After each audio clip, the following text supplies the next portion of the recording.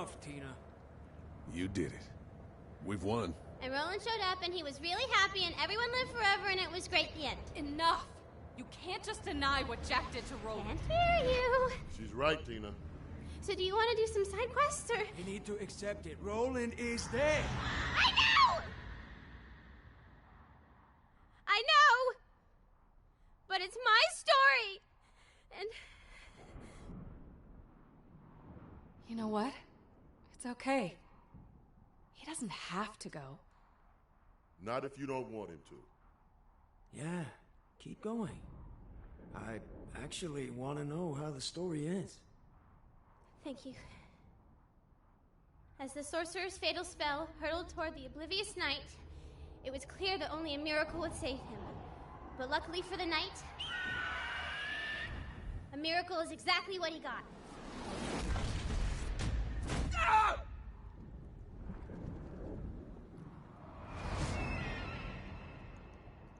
Yeah. So what did you guys think of that fight? I'm looking for some feedback. I like the part where we killed him. Yeah, I enjoyed it. Mordecai? It wasn't bad, I guess. Don't forget, though, the queen is still trapped in her cell.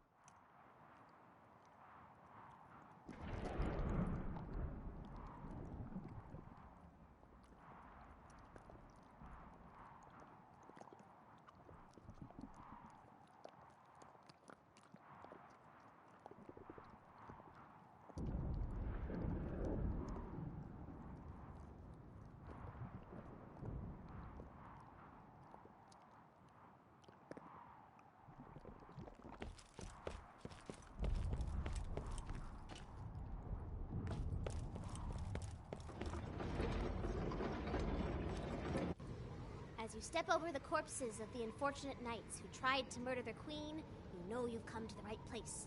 For who else could possibly bring the light back to the world? Who else but the most beautiful, most glamorous, and most graceful queen in history, but Stallion!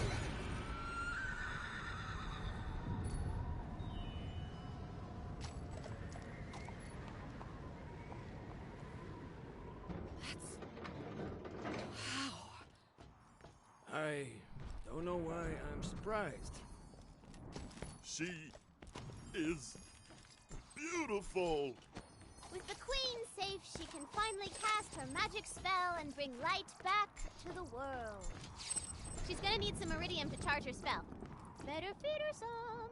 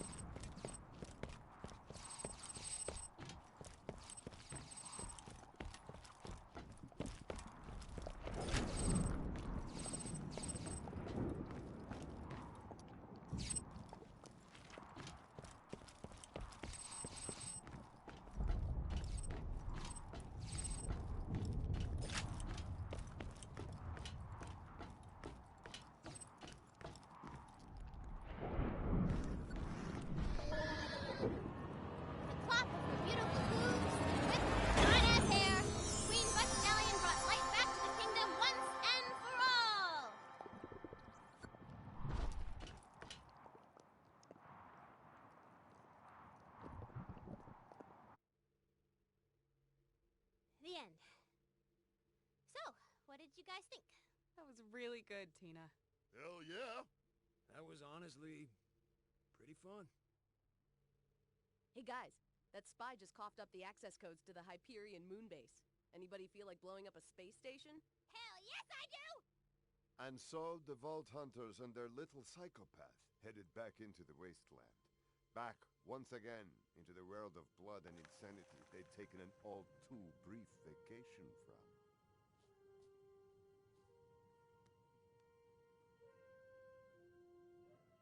Goodbye. And in the days to come, they'd think of their fallen friends. Of the adventures they shared, both real and imaginary. And they'd remember that no matter how bad things got, they were never truly alone so long as they had each other. I love you guys. Then Claptrap said something stupid and ruined everything.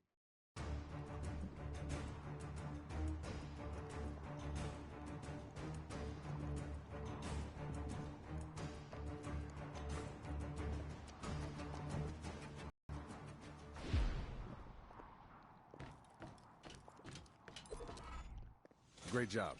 You defeated the sorcerer and brought light back to the world. Sounds like you deserve a rest. Don't worry about the queen. I'll lead her back to town myself. Oh, we done? We can't be done. Hell nah! You got tons of side quests to do, boo, and I got time to work.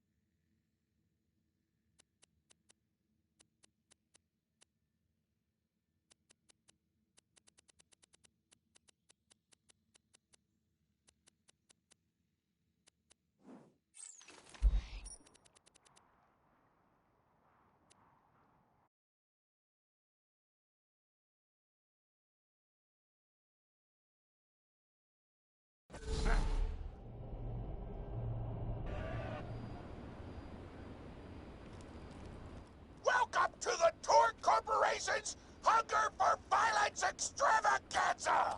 Tonight, we're gonna watch the Vault Hunter take on the ravenous Waddle Gobbler!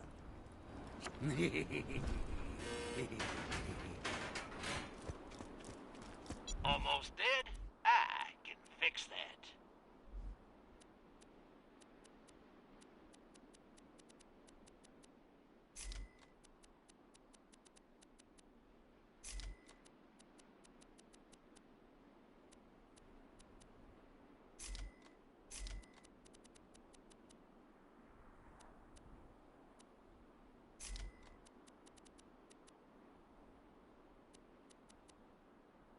Be careful out there. Don't get...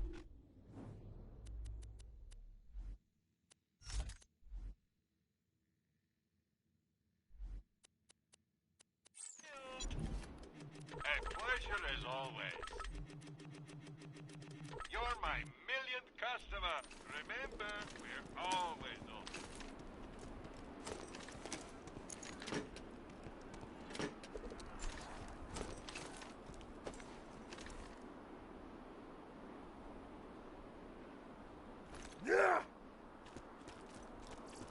It's a fine day, full of opportunity.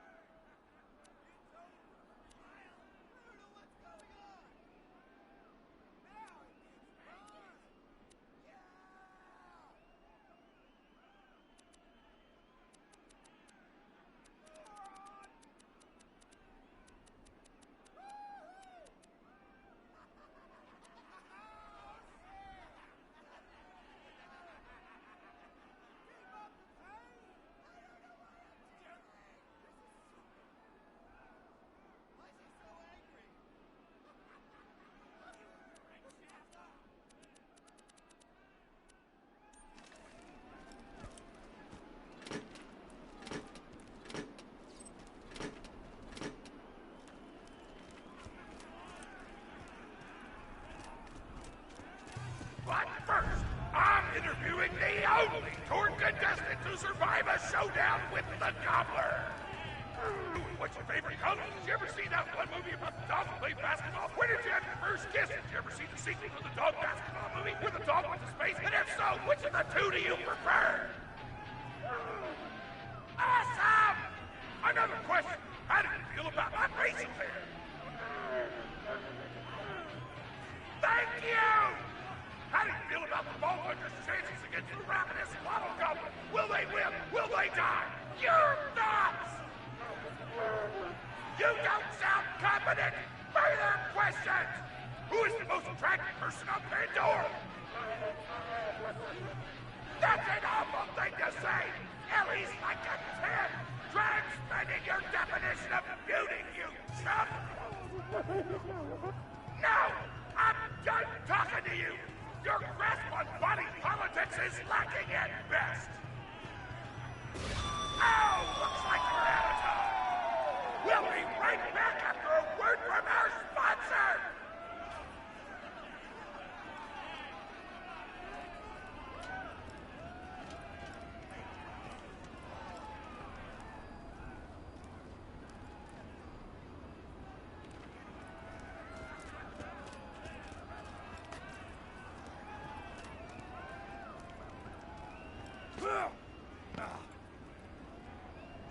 Hey!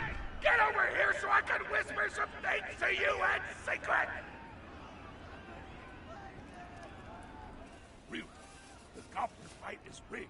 The Torg board of directors made the Gobbler unbeatable, so it eat all the contestants and get us a bunch of hits on the Echo Net.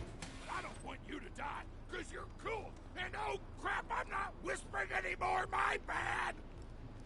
You gotta get into the kitchen, kill everybody, and poison the Gobbler's food.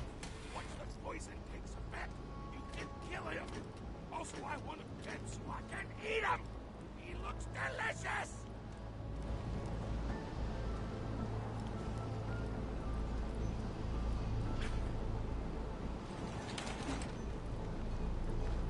And we're back. The Vault Hunter's in the kitchen, but today there's a new item on the menu. Murder! Vault Hunter! Kill the ships!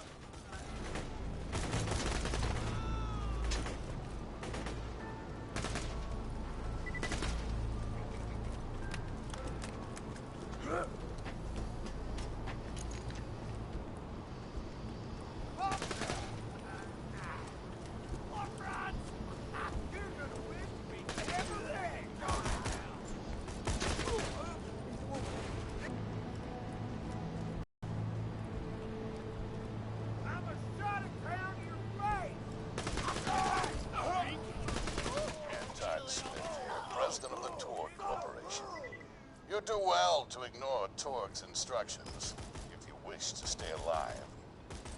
With the chefs dead, we can prepare our own meal for the Gobbler! Get to the freezer!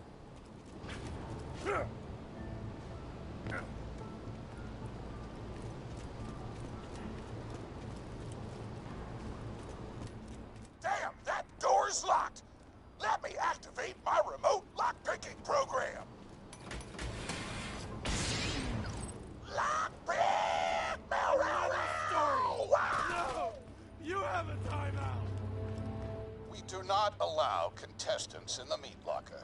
Leave at once. We gotta choose some meat for the Gobbler's meal.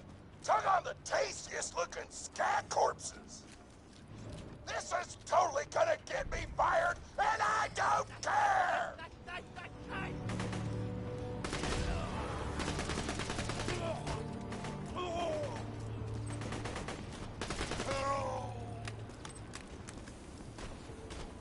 You can still run!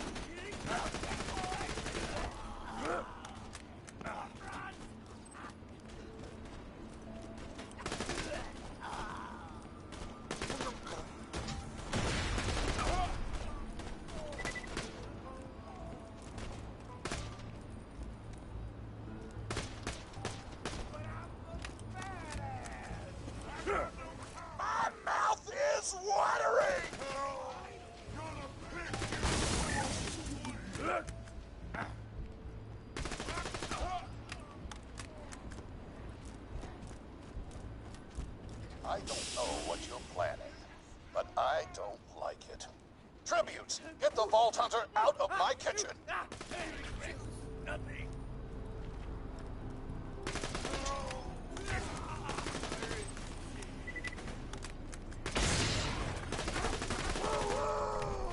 Hot diggity!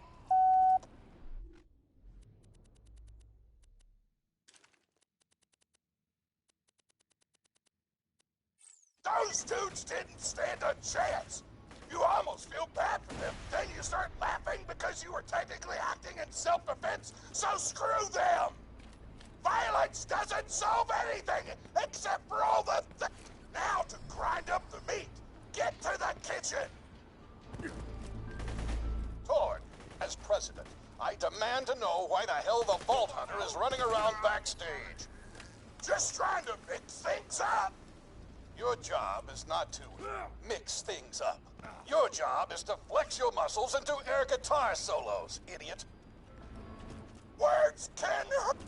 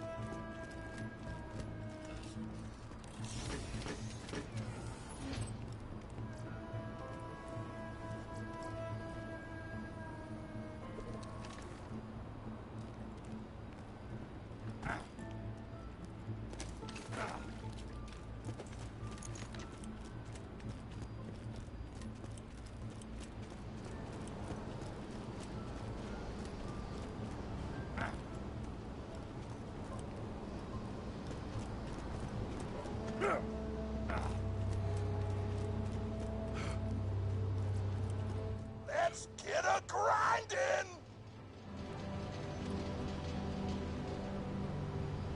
Grind, grinder!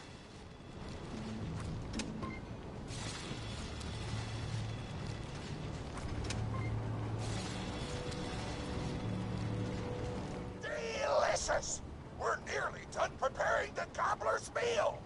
With the meat prepared, we only need one more ingredient. Deadly poison! Head to the Stabber Jabber nests!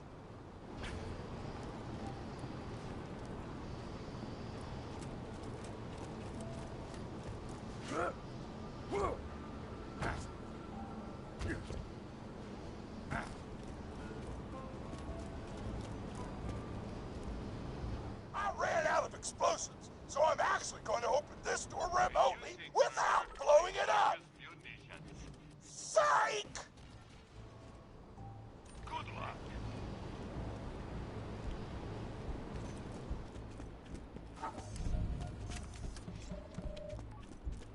You know you're following an idiot, yes?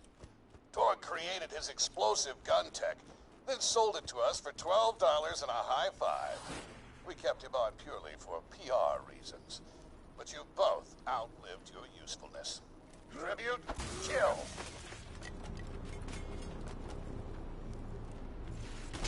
Nearly paid off. Awesome. Oh, so good, so good. When God closes a door, I blow it the up!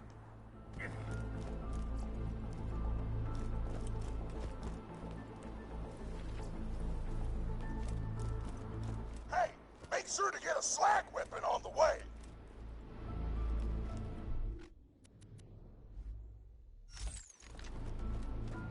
Smack the jabber nest to wake him up!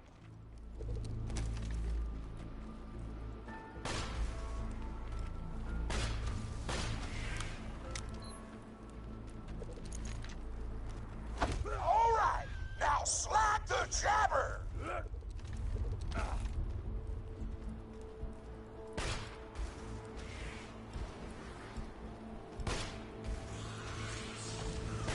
Kill it before the slack wears off!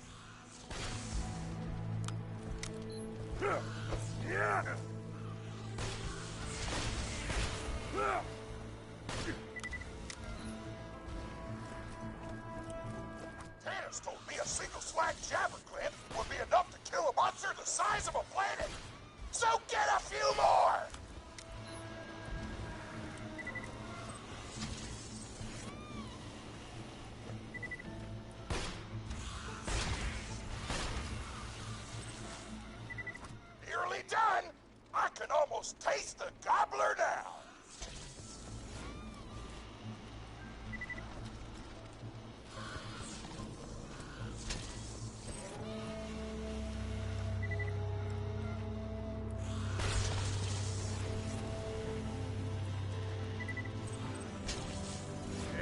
How about that?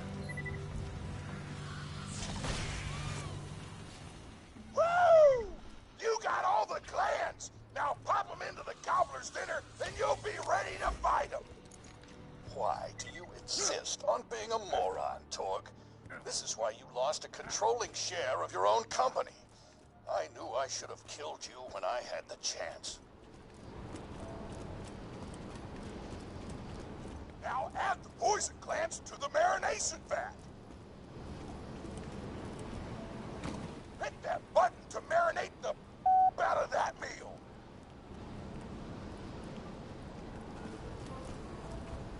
The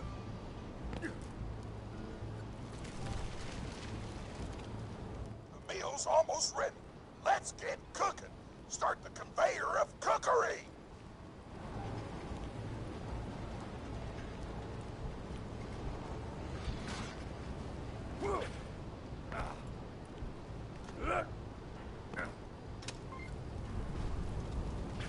That's it. You've gone off script one too many times, Torg. Today's meal is canceled. Chefs, shut down that oven. We can't stop now! Protect the oven! I swear by my abdominal muscles, I will eat the ravenous waddle gobbler! And never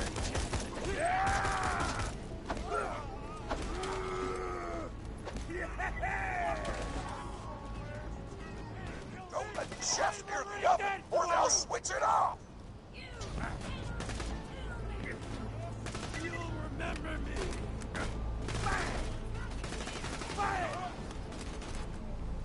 By the pricking of my buns, something hungry this way comes! Give me your damn loot! Shakespeare! Ah, good. The oven's off. Why not just head home, Vault Hunter?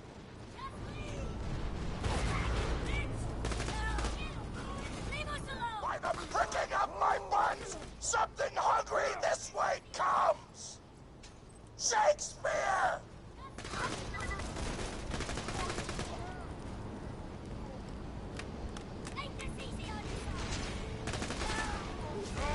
Don't let the chefs near the oven, or they'll switch it off!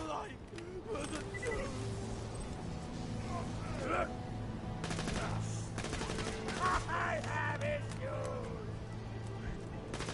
By the pricking of my buns, something hungry this way comes! Shakespeare! Food's done! Go get it! What the heck?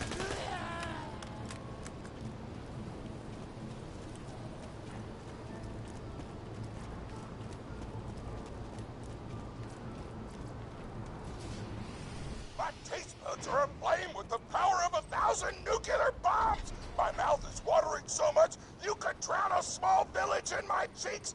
The taste apocalypse is upon us!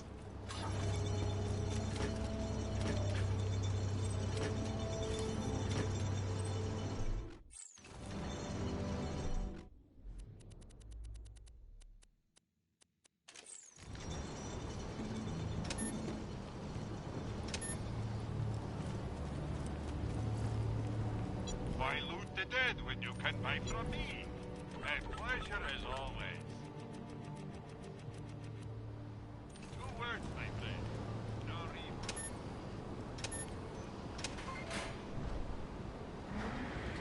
You know why we made the Gobbler invincible, Torg? So you could kill him. After dozens of failed attempts by other contestants, you were supposed to finally kill it on camera while wielding our most expensive guns. You would have looked like a hero! Why be a hero when you could eat one? You are the dumbest person in the world. I paid several other contestants to kill you if the Gobbler can't, Vault Hunter. You and Torg will pay for your idiocy. Here comes the ravenous waddle gobbler! We've replaced this creature's normal food with poison! Let's see if he notices! He took the bait! Now just don't die until the poison takes effect! Waddle Gobbler!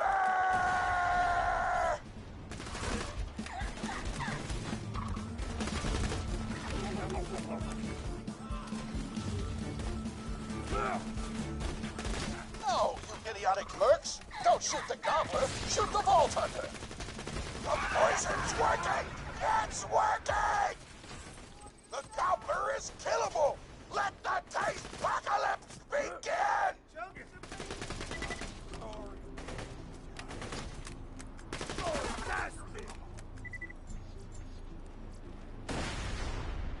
This is your last chance, Torg.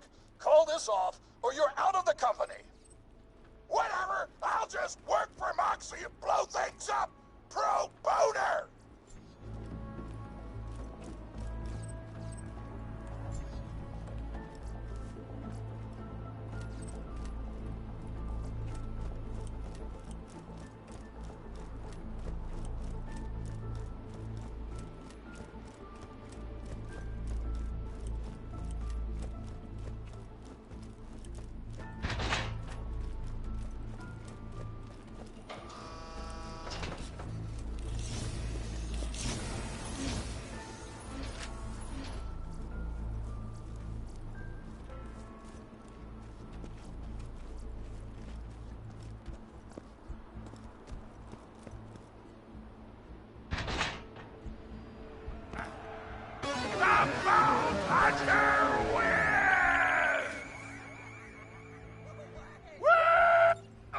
My grandma's a pretty big fan of yours.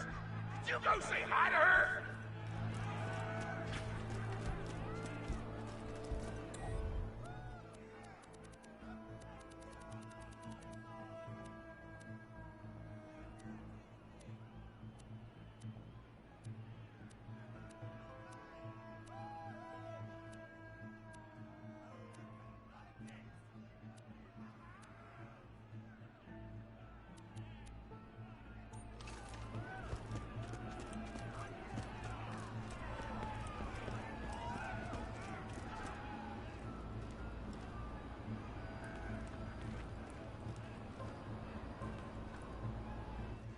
Oh man, it's the Vault Hunter! You are awesome!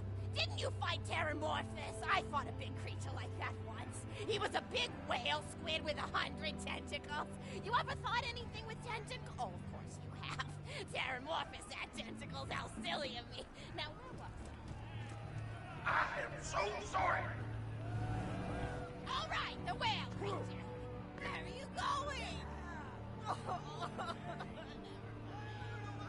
You don't want to hear my story anyway.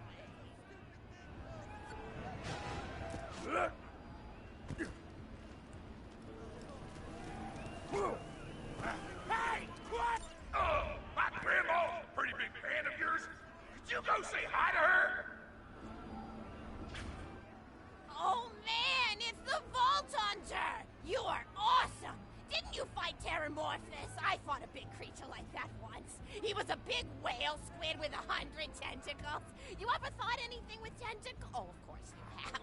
Terramorphous had tentacles, how silly of me. Now, where was I? I am so sorry.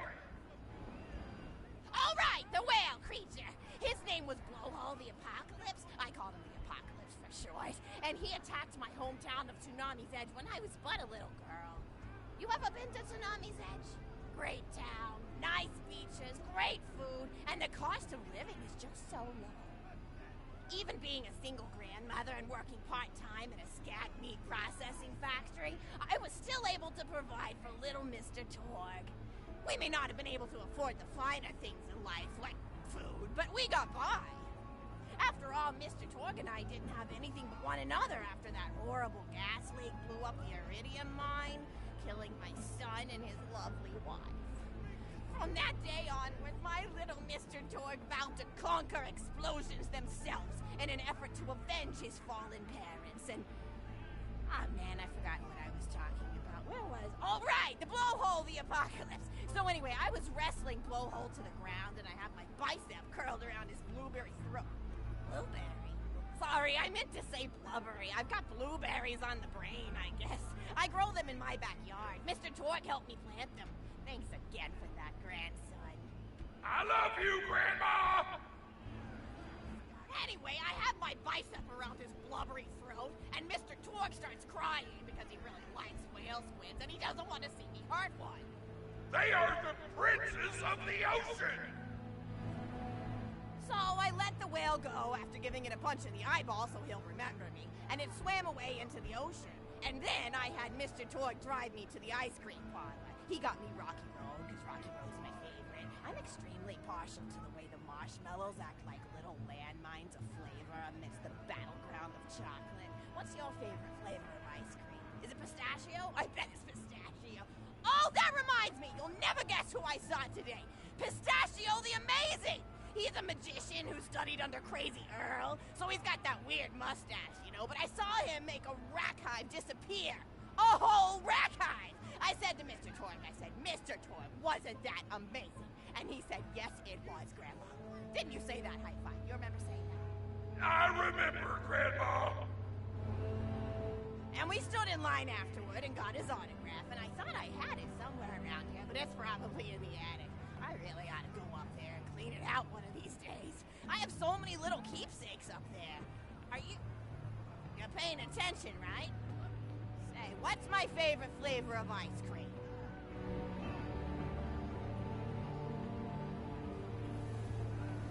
Oh, so you are listening. How wonderful. You're an even better listener than my old pet rack, Beasto. Beasto was such a sweetie. You ever had a pet rack? If you can tame them, they are the sweetest pet you'll ever have. He used to just sit on my shoulder and bite chunks of flesh out of my neck to pass the time. I still remember the way he used to tweet. He went, tweet, tweet. It was so cute. I had a conversation with him once. I said, Mr. Beasto. He liked being called Mr. Beasto. It made him feel like an aristocrat. I said, Mr. Beasto, you're looking very cute today. And he said, oh, thank you. That's so nice. Or he tweeted in a way that made me know that's how he felt. And then he lowered his little head like he was taking a bow. It was adorable. Beasto was my third pet rack. First I had Woody. He got hit by a train. Then I had Anita. She got shot up trying to take vengeance on the train that killed Woody. And then I found Beasto making little poops on the windmill outside our house. After Mr. Torgue and I wrestled her to the ground, I did a flying pile driver off a nearby tower tree. Got him straight in the spine and brought him down. We brought him in and fed him some skag steaks until he decided he loved us. I still miss Beasto sometimes. He just died of old age. Rack don't live much longer than a few years, but I treasured the time we had together. Poor Mr. Torgue. When Beasto died, he cried for a week. The kids made fun of him at school, but I told him not to pay them any mind. Being in touch with your emotions is not a character flaw! That's right, High Five. Is something wrong? You look confused, Vault Hunter. Oh, you probably haven't heard anyone call Mr. Torgue High Five before. The world may know him as Mr. Torgue, but the Flexingtons always refer to him using his middle name.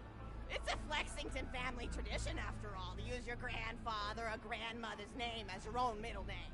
And my husband, High Five Flexington, God rest his soul, was the best grandfather Mr. Torgue could have asked for before he passed. He taught Mr. Torgue dang near everything he knew about firearms. Without High Five's teachings, I don't think the Torgue Corporation would exist at all. Gosh, I still remember the first gun Mr. Torgue tried to make after his parents died. A Jacobs shotgun with a stick of dynamite attached to the barrel. Torgue nearly blew his face off, but he got up, dusted his mustache off, and swore that by the time he reached the age of 11, he would make a gun that fired explosions without killing the operator. And by golly, he did. It took a couple of dozen prototypes before he got the right combination of gun parts and explosives, right? But once he did, woo-wee! I'll never forget the plume of smoke that used to be my neighbor's homestead. They were jerks, though, so it's okay. Gosh, I've been talking your ear off for some time, haven't I? It's so kind of you to listen for this long. I've taken up too much of your time already. Please don't feel like you have to stick around any longer. As a matter of fact, take this for giving this old woman some company. Woo!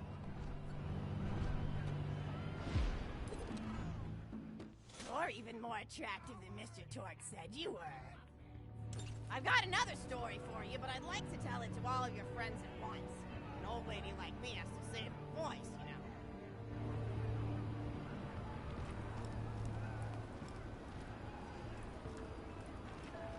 Oh, you still want to talk with me? How incredibly sweet of you. Say, you'll never guess who I saw today. Captain Scarlet. She was robbing my retirement home with a few other brigands, and I recognized her from her wanted poster, and I said, "Oh, hey, you fought the Vault Hunter, didn't you?" And she bowed all elegantly and said something like, "Indeed I did, madam," and said that you were really good at fighting, and that you beat her fair and square. She didn't seem to harbor much of a grudge about it. Nice girl. You should think about meeting up with her again if you're not shacked up with anybody, you know? I mean, of course, you probably are. Gorgeous hunk of a Vault Hunter like you. I bet you're beating away suitors left and right. Look, you're blushing. Oh, I could just eat you up. Mr. Torgue was so scared of trying to get a date for such a long time. He used to go to parties in high school and just stand in the back without talking to anybody. I am an introvert! I tried to tell him, I said, don't worry about chasing love. If you chase your dreams, then love will follow. See, that's the thing people don't get. You watch Echo films and they're just awful.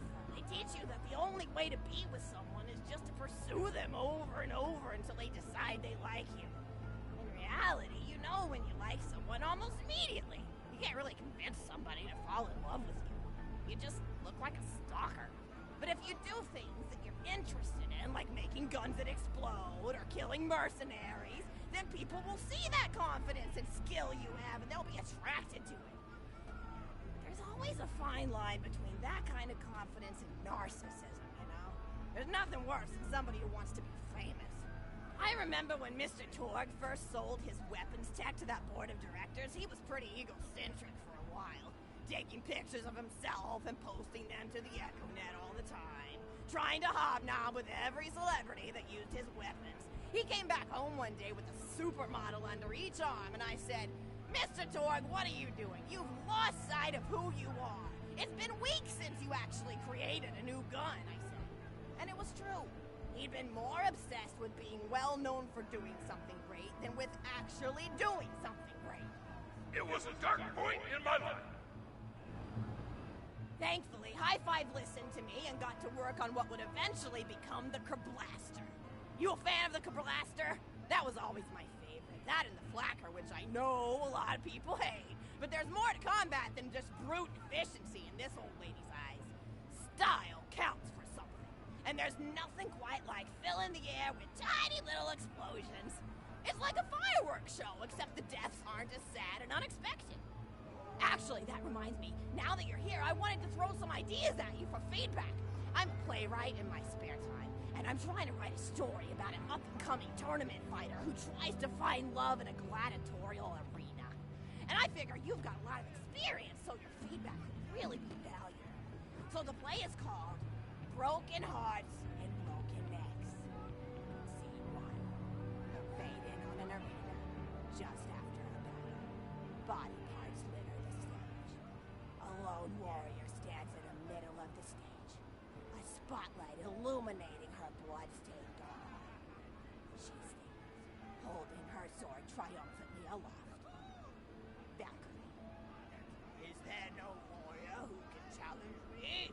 Must I be destined to spend my life as the strongest, the bravest, the most invincible warrior this galaxy has seen? For I am Valkyrie, scourge of the gladiatorial games! Excellent fantasy, as she shakes her head in despair. From stage left, enter Noda, a janitor with a heavy heart and an even heavier conscience. He begins sweeping the body parts into a bin, which is colored green, and remember that because that's a symbol of the color that will come up, until melancholy overtakes him. He drops his bush broom to the floor and falls to his knees before delivering a heart-wrenching soliloquy.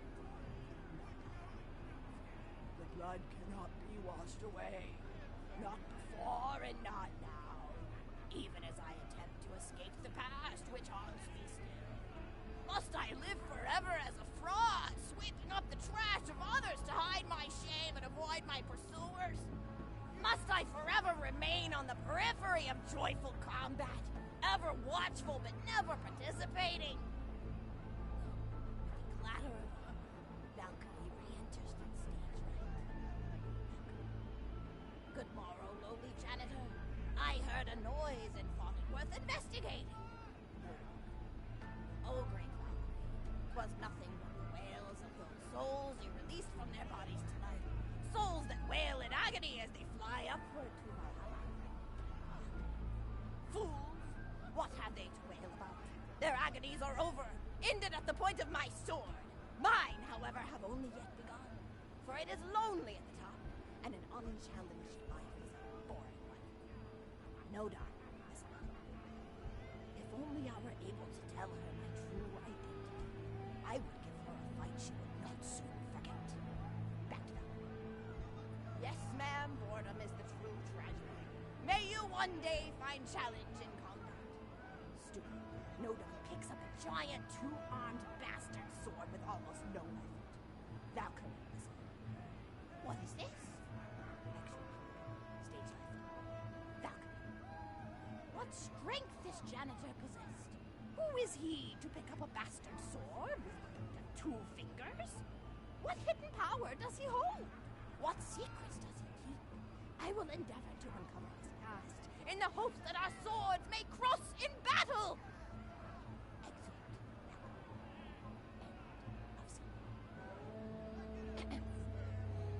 Scene 2. The interior of the governor's house. The table is set with merry teas and biscuits. Oh, I'm so sorry. I didn't even ask you for the feedback on the first scene. Did you like it?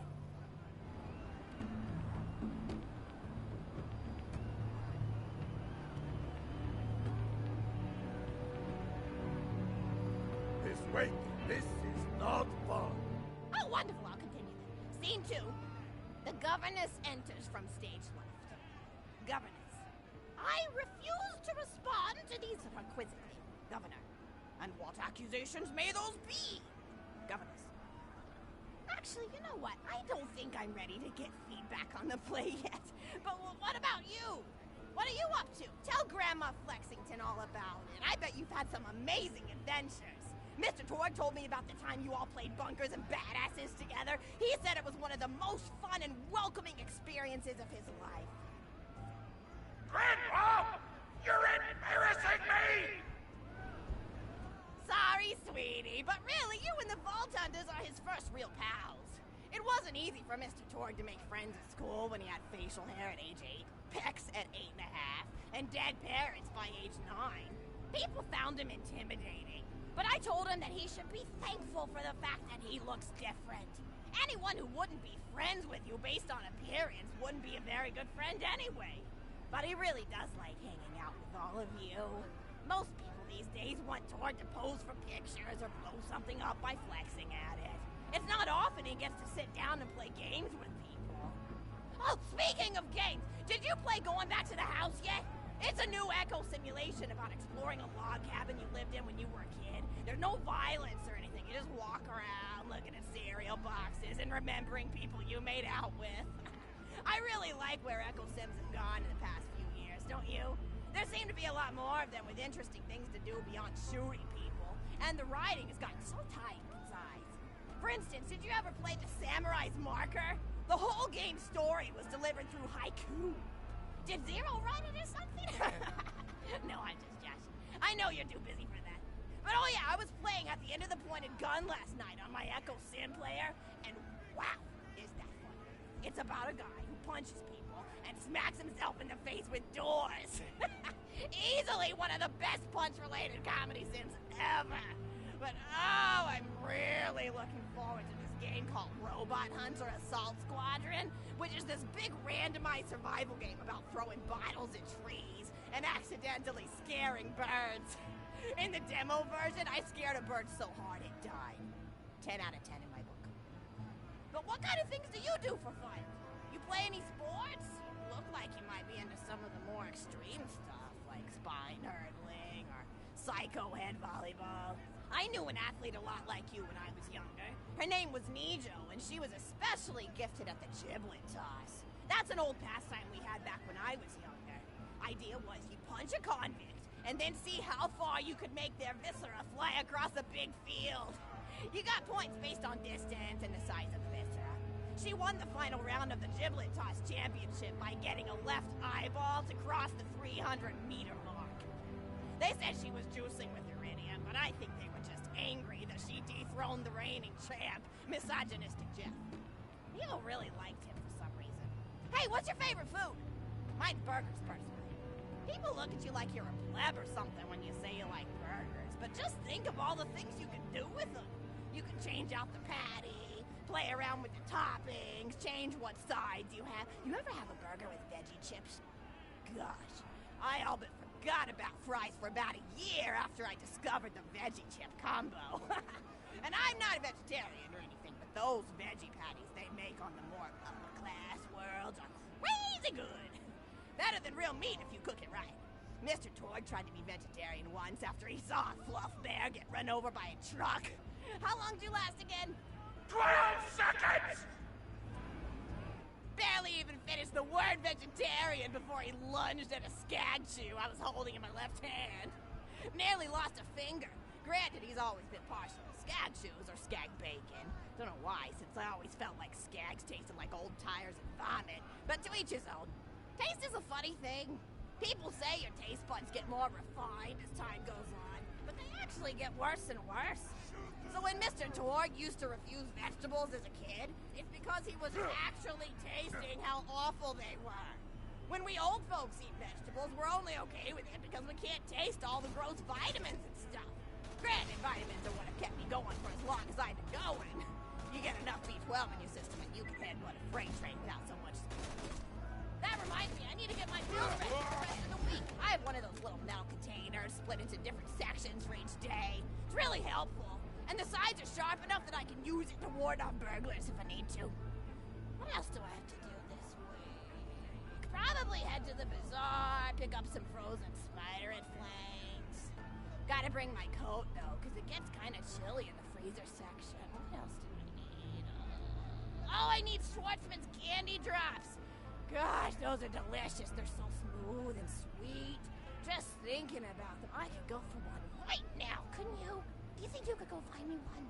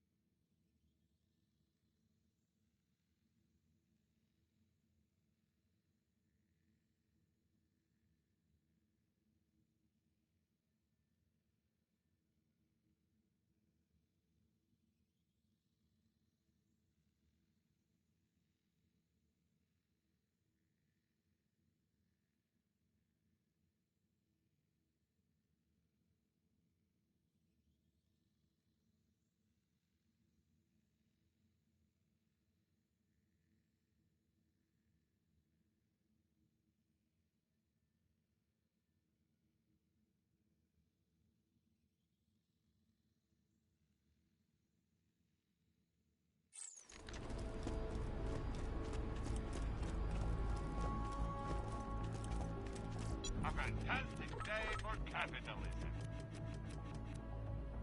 Tell your friends, workers' union.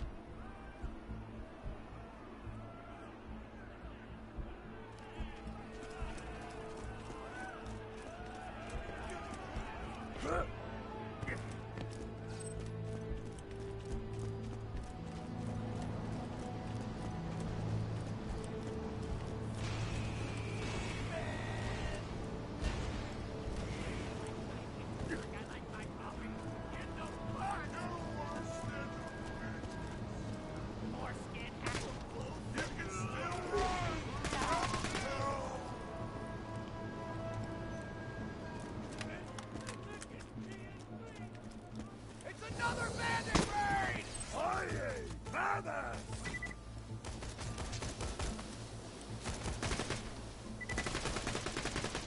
Son of a bastard!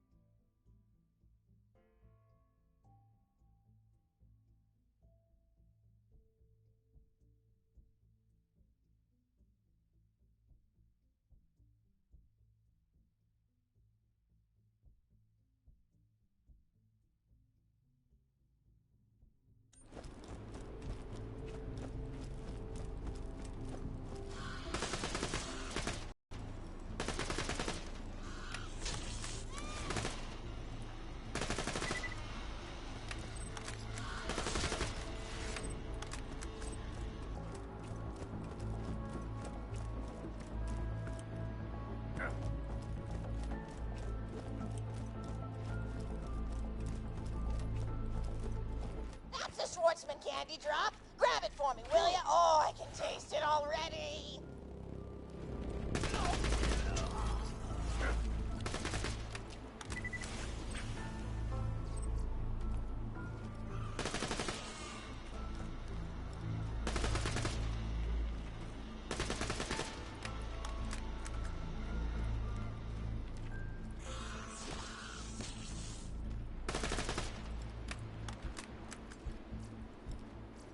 Oh, wonderful. Bring it back here and I'll finish my story.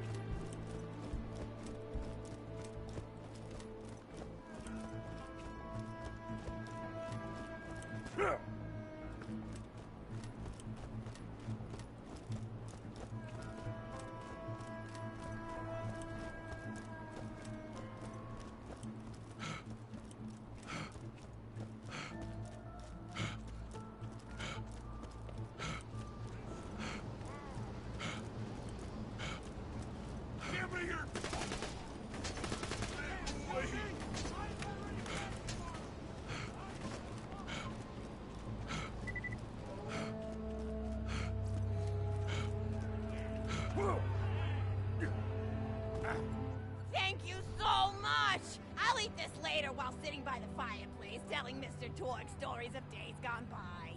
There's just nothing like a good roaring fireplace, is there? Something healing and safe.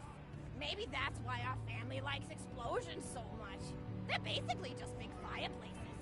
Every explosion feels just like coming home. Oh, maybe that'd be a good slogan for the Torg Corporation. Don't you think, High Five? Oh, don't be silly. It's a wonderful slogan and you know it. I used to come up with slogans for a living when I was in my teens. I came up with the jingle for Professor Gunsight's Can't Miss Scopes. How'd it go? Oh, yeah. If you try to shoot but you miss a lot, then give Professor Gunsight Scopes a shot. Ha! And then they played a gunshot sound effect and someone going, ah. It was cute. But gosh, I've been talking for a while now, haven't I? Thanks for bringing your friends to listen to an old woman ramble for a while. I can't tell you how great it is to have somebody new to talk to, especially a vault hunter. Oh, and one more thing. No, actually, that could probably make just something about vaults and the end of the universe. Anyway, here. I always spoil my friends, just like I spoiled my grandson. I've seen better. Enjoy it! What? Conversation! Somebody told me it was my birthday.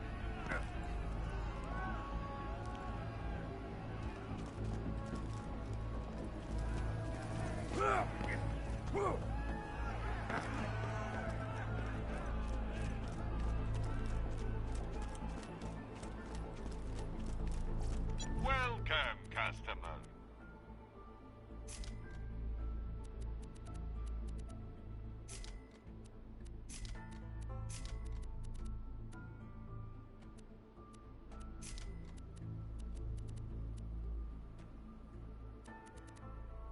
Farewell, friend. Come back anytime.